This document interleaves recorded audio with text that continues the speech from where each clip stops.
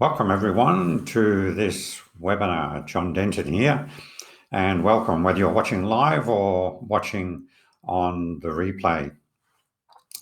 So this is a webinar in my Business Ready for Sale series, and today I'm going to be talking about, are you developing an asset to sell or something to live in, as in a lifestyle business?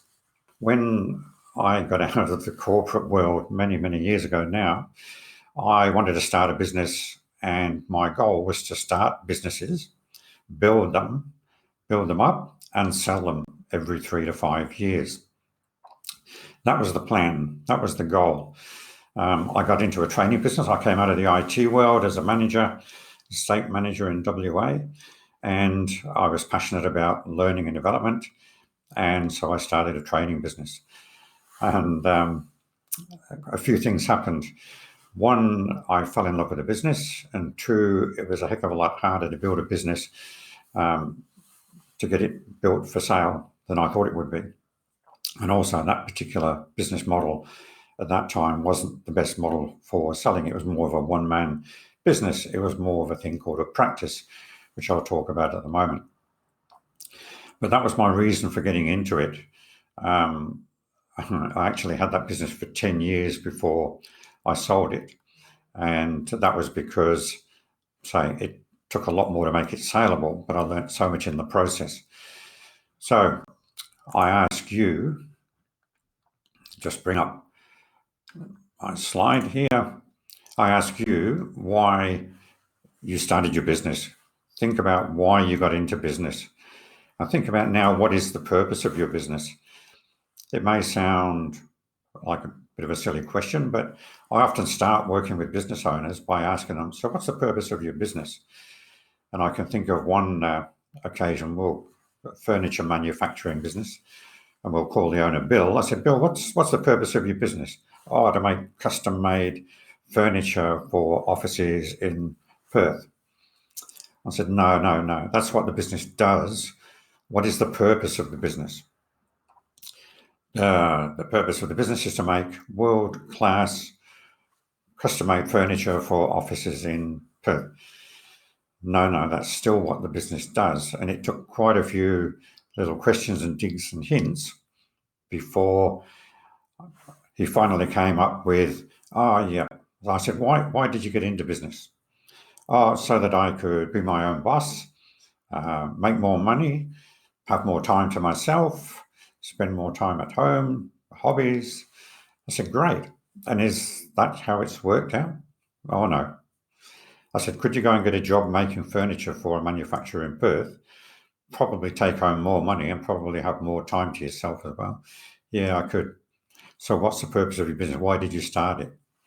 Well, it was started for lifestyle, but the owner had become trapped in the business, working all the hours under the sun.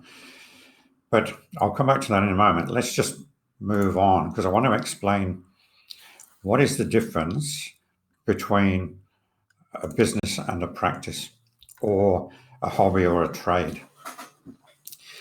Because when I was broking, after I sold the training business, I used to get calls from business owners or calls from people saying, I want to sell my business. And I'd say, so what is your business? Well, I'm a chiropractor. So who does the whacking and cracking? Oh, well, I do. And how many people are there? Well, there's myself and the admin person and, well, the office cat. Right. So you don't actually have a business, you have a practice. Now, I've taken this little chart here from a book called Sell Your Thoughts by a gentleman I know in Sydney called Matt Church. And so I've adapted his idea from that. There's a difference between a business and a practice, or a trade or a hobby. Tradesmen definitely fit into this category. You know, what they do is based around an expert, based around a technician, a tradie, a brain surgeon, a chiropractor, whatever it might be. And a business is based around systems. A business will run without the owner having to be there. Some of the advantages and the reasons people start a practice is because it's a lower startup cost. It doesn't take a whole lot necessarily to get a business going and get some clients, whereas a business can be a higher startup cost. A practice, you can generally get away with a smaller team. A business, you need to start building a larger team. The thing is that without the expert, the technician, the tradie, the brain surgeon, whatever, the practice has no value.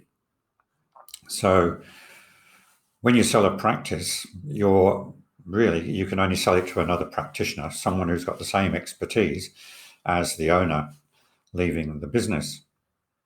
Whereas with a business, the business should be, a good business is owner independent.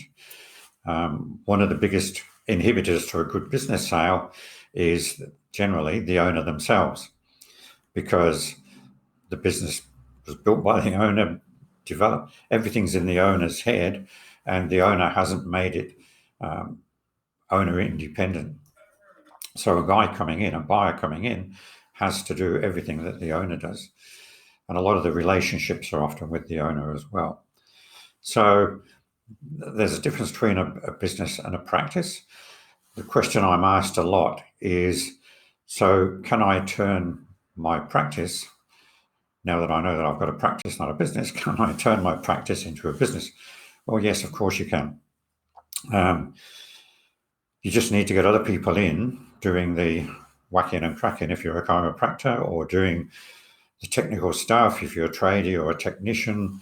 And then you can start to build up maybe multiple outlets. I worked with a hand therapy business years ago, the owner, who developed that business to have practices all around Perth CBD. And it was very successful. And she was very smart. She knew what she was doing. So she got off the tools, as it were, in the early days, got other people doing the therapy to her standards and values, and built a business. So she turned that into a business. It ran without her having to be there all the time. Other points about a practice, and again, why people get into practices and why people have a business. In a practice, it's really about fulfillment. It's about the owners really enjoying what they're doing. They might be helping people. They might be giving back to the community. There's all sorts of different rewards for somebody running a practice. Whereas with a business, it's more about the freedom to go on and do other things, to build other businesses. I'm trying to explain the difference. People get into businesses for different reasons, and people get into practices for different reasons. Some people don't want to get out of a practice. It becomes a lifestyle thing. And your role, let's look at what you do in a business compared to a practice. So in a practice, the owner's role is to, I'll put there, think, sell, and deliver. It's about being innovative, creating good products and services, remaining the expert, selling your services and your expertise and your authority, and delivering the results as well. In a business, it's more about leading, managing, and coaching. A lot of business owners don't realize, but in a business, if you're the owner, you're actually the leader as well. You've got to lead the team. You've also got to be a manager, and you've also got to be a coach. The difference between a leader and a manager: a leader leads people, a manager manages things. So as well as leading the people, you've got to manage the systems, you've got to manage the whole business, the data, the product, the service delivery, and so on. You don't have to do it, but you're in control, you're managing it. And you've got to coach your staff. Again, these are things that a lot of business owners often overlook, and businesses can struggle because of a lack of leadership, management, and coaching. So in a practice, the owner is the expert. In a business, the owner should be the leader, manager, and motivator. And in a business, the owner is responsible for the culture, the values, the vision, the planning, the entrepreneurialism, creativity, all those things. So have a think about that when you're thinking about your role in the business. So to sum it up, a business is a profitable commercial enterprise that runs without the business owner having to be there. What elements make up a successful business? Some of this, the PAIE part, comes from a book called Corporate Life Cycles by an Israeli gentleman called Itzhak Adizes. And Itzhak Adizes, you can Google him. He's still working. He's still running seminars and things. But he produced this book called Corporate Life Cycles, and he talks about the cycles that a business goes through from when it's conceived through to adolescence and into it does it all relating it to a human lifestyle from conception right through to old age and retirement. But so he talks about PAIE, I added the SM. So what is P? P is the product and service. Any business or practice has got to have a really good product or service that people want and need. It's got to have admin and systems. So the A is administration systems, cash flow, managing the money, and all of those elements of the business. The I is the human element, the HR element or interpersonal element. So when you start to build a business, you bring people on board, you've got to be able to manage, lead those people, you've got to look after them, you've got to treat them all fairly. There's a whole lot to the people side of business, which a lot of business owners admittedly admit to me that they struggle with. And it's usually the element they look at last in their business. The E part, Sir Richard Branson there, is the entrepreneurial element or the creativity in the business. If a business isn't recreating itself and staying ahead of the competition, then it's not going to survive, a business or a practice. So you need that creative element as well. And then I added the S&M, the sales and marketing, because again, you can have the best widget in the world, the best service, the best product, but if you can't get it to market and can't get people to buy it, then you're not going to survive. So a business requires all of these elements to be working well in order to flourish, and so does a practice. The challenge is that business owners typically have a personality, and depending upon the personality, the business will evolve. If it's not developed properly, it will evolve in line with the owner's personality. And an owner cannot be all those 5 things that we just looked at in the business. An owner will typically be very strong in one of those areas and will need to get other people to fulfill the roles in the other areas. But it's getting the business owner to understand what they are strong at, what they are best at, and where they should be spending time in the business. This little personality profiling set of cards was developed by a Perth guy called Greg Barnes, a friend of mine, many years ago when he was working with Alan Bond on the America's Cup defense. And he came up with 4 different types of personality. And again, this fits with most of the personality profiling systems that go around. But it's quick and simple, and I use it with clients to get them to understand their strengths in a business and where they should be working in a business. So the player is more the entrepreneurial type person, big picture, go out there, can convince investors to put money into the business, can get the business going, very creative. The carer is the people person, someone who really cares about people, loves getting into people servicing businesses, things like that. In a corporate world, they might get into HR, those sort of areas, but they're very, very much about people and caring about people. So the red and the yellow there on the right-hand side are right brain dominant people. On the left-hand side, we have the blue and the green, who are left brain dominant people. So the analyzer, which is my strongest suit, is people who like working with data, working with facts, like analyzing things, like solving problems, and are very much opposite to the player or the yellow, and tend to drive each other crazy if they're not careful. The green, the job keeper, are people who love structure and process and order, and everything has to be in its place, everything has to be planned, there has to be a process and a system for everything. And of course, we can be all of these things, and we are all of these things. We just all, by our personality, have a preference to one area more than another. In a business, you need all of those things. In a partnership that I was in, building up the training business to sell it, I got into a partnership for the last 3 years with the goal to build the business and sell it. My partner was dominant yellow and I was dominant blue, but we knew that and we used that to our strengths. We made that work for the business. Yes, we had our challenges at times, but we saw that as a positive. So really, it's all about the business owner understanding that about mindset and personality of the owner. So are you the technician, the expert, the doer in the business, or are you the business owner?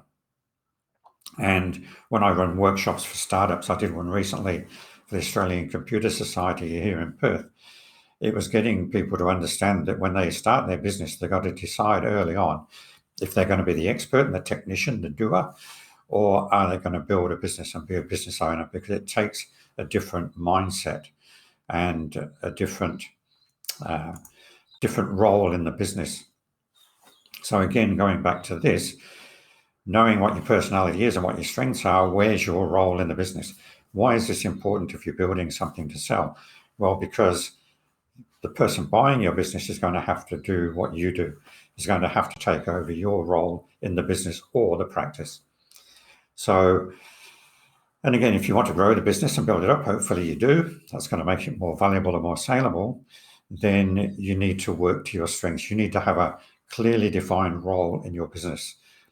As well as being the manager and leader and the coach and the motivator, what's your strength? Is it in the product area, the admin area, the people area, the creativity, or the sales and marketing? And then you need to work out what your role is that you're going to fill in your business. So, and again, I have a lot of conversation with business owners, a lot of discussion with business owners on what their role is in the business. And I get them to think of it like this. Think about what you're good at. What are you uniquely good at in the business? What really do you do that is the best things for the business? What do you love doing? What gets you out of bed in the morning? What gets you up and running and starting the day? And what does the market want? So your business, has got to provide what the market wants and what the market needs, but wants more than needs. You sell people what they want. You give them what they need. It's an important point. Sell them what they want because that's what they'll buy, but you give them what they need. So think about that. What are you good at? What do you love doing? What does the market want and need? And where's your role in the business?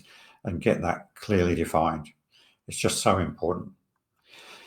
And now, one of my favorite little hobby horses is about planning. So let me just take myself out of the picture here. This is a quote from Lewis Carroll's Alice in Wonderland. I love this quote. "Would you tell me, please, which way I ought to go from here?" Alice asked. "That depends a good deal on where you want to get to," said the cat. "Oh, I don't much care where," replied Alice. "Then it doesn't matter which way you go," replied the cat. And so this is where I talk about begin with the end in mind.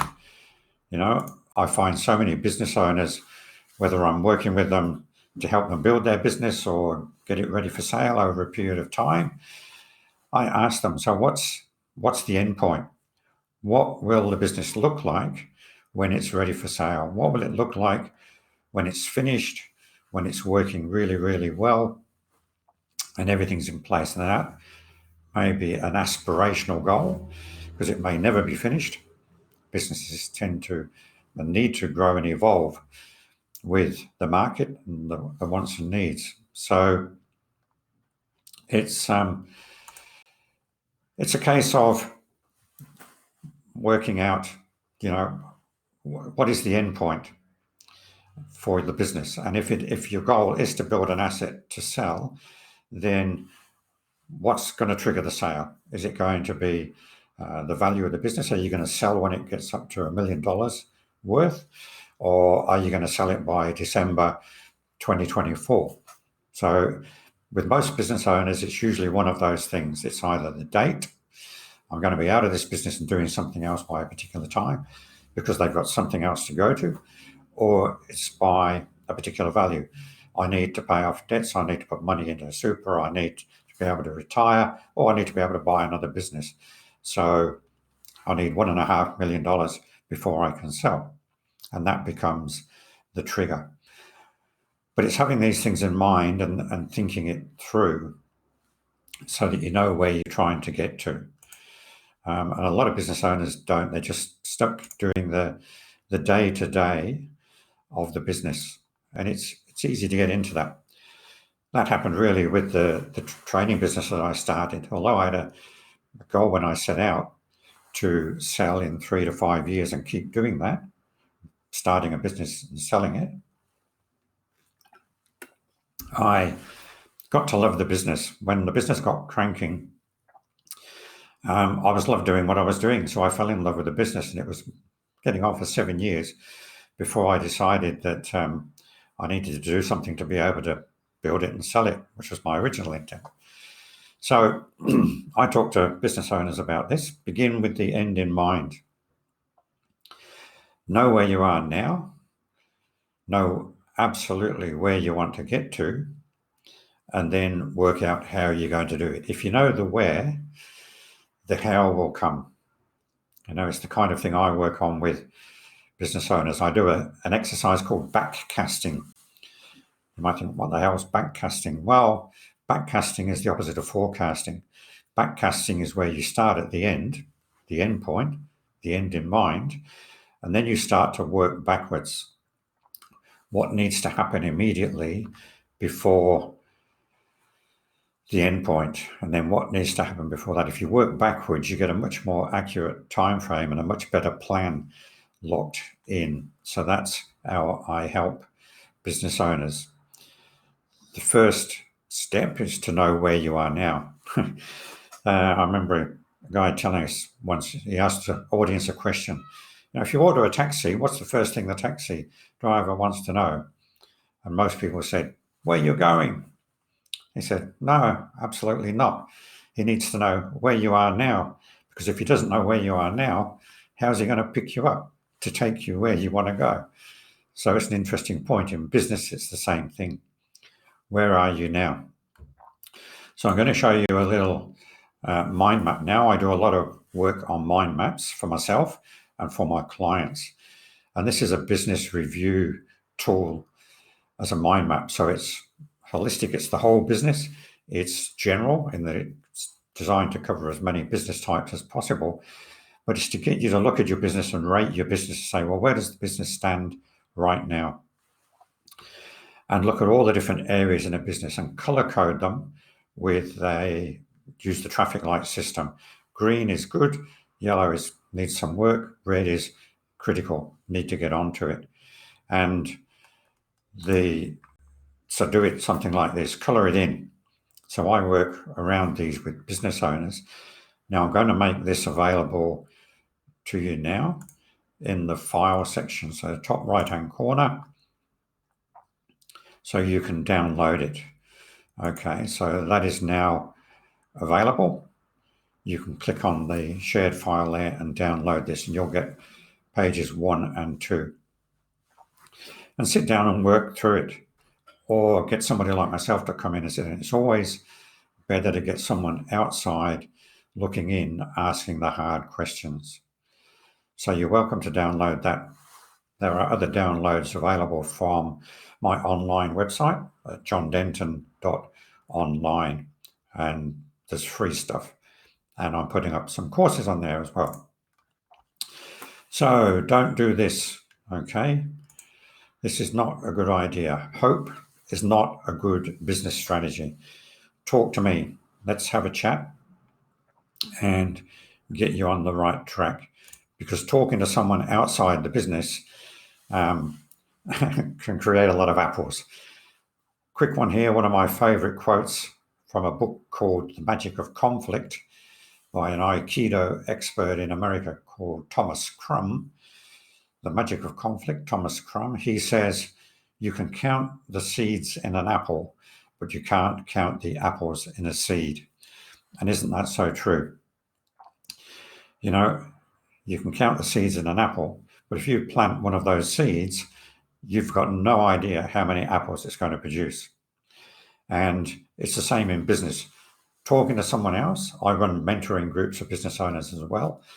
You can inquire about those, or working one-on-one. I ask the questions, I've come up with the ideas, help stimulate the thoughts with the owner, and just one thought, one idea put into practice can generate a whole lot of things for the business that wouldn't otherwise have been possible. It just takes one small thing sometimes to make a big difference. So what's your plan? Is your plan to build and sell? And is that to build and sell at a particular time or at a particular value? Maybe it's to build a business, get it running. Remember that commercial profitable enterprise that runs without the business owner having to be there? I talked about that at the beginning. That's getting a business to run under management where you just oversee it. And that could be your goal. So is it just franchise it? That's selling a business many times over. I always tell a business owner to create their business in the model of a franchise. Imagine you were going to franchise it, then set it all up so that it runs like a franchise, because then if you sell it, the owner coming in knows he's going to be able to take it over and run it. Or you may want to sell it many times as a franchise. Talk to me about that if you're even considering that. Or maybe it's just a lifestyle. For me, my business is lifestyle. I want to be able to run my business from anywhere in the world, have the lifestyle that I want. And a lot of business owners are in that same boat. Or it might be just to close up and retire. So what are your next steps? I suggest you book a chat with me. And again, on the right-hand side in the chat area at the top, there's a link there that you can click on, which will take you to a booking system where you can book a 15-minute chat with me. Let's have a chat and see if there's something that we can do together. The next step after that could be a business ready for sale assessment, where I analyze the business, analyze the financials, produce a report, sit down with you, go through what the business would probably be worth now, and the key areas you need to work on to get it more saleable, make it more valuable. And then if you want to carry on from there, we can sit down and work out an action plan, and I can keep you accountable for actually that plan. So that brings me to the end of this webinar. The next webinar will be 7 tips to turning your business into a saleable asset. So we'll look at more details about the business and what things in a business you should be thinking and working on. So I'll just get me out of the way here. You can go to my website at businessreadyforjohndenton.com.au or businessreadyforsale.com.au. You can look at my online resources and some downloads at johndenton.online. You can connect with me on LinkedIn, Facebook. My page there is called Business Owners Taking Action. There's my email address, john@johndenton.com.au. And I do podcasts. So you should be able to find me on the usual podcast players if you search for Business Ready for Sale. So once again, top right-hand corner of the chat area there, you can click on that link to book a chat with me, and you can download my handout there from that link in the chat area as well, the business review tool. Or if you're watching this on the replay and you can't get the download, you can go to johndenton.online, go to downloads, free stuff, and you'll find the business review tool there. So I look forward to seeing you on the next webinar, 7 tips to turning your business into a saleable asset. I hope you got something out of this. Drop me an email, book a chat, anything that I can do to help. So bye for now.